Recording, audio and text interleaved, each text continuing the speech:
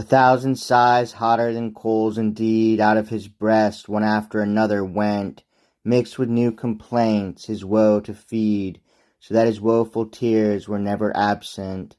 And shortly his pain so him rent, and he grew so exhausted, joy nor penance could he feel, but lay there in a trance.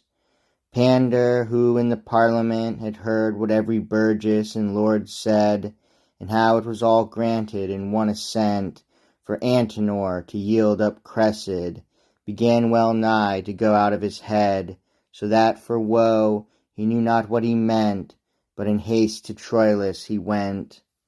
A certain knight that at the time kept the chamber door undid it for him at once, and Pander, who full tenderly wept, into the dark chamber, still as stone, towards the bed began to softly go, so confused he knew not what to say, for very woe his wits were all astray.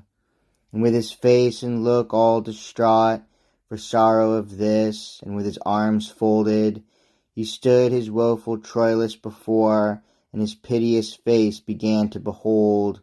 But Lord, so often did his heart turn cold, seeing his friend in woe, whose heaviness slew his heart as he thought from distress.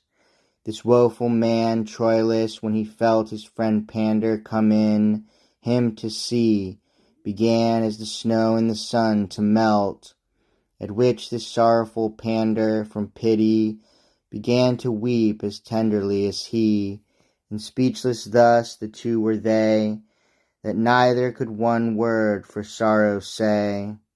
But at the last this woeful Troilus, near dead of grief, began an outpour, and with a sorrowful noise he said thus, among his sobs and his sighs sore, Lo, Pander, I am dead and more. Have you not heard in Parliament, he said, for Antenor, how lost is my Cressida? This Pandarus, full dead and pale of hue, full piteously answered and said, Yes, I wish it were as false as it were true. What I have heard, and now how it all is. O mercy, God, who would have thought this? Who would have thought that in a throe Fortune would our joy overthrow? For in this world there is no creature, I think, who ever saw ruin hit stranger than this through accident or venture, but who may escape everything or divine it, such is this world, for so I define it. No man should trust to find in fortune sole property, her gifts are communal.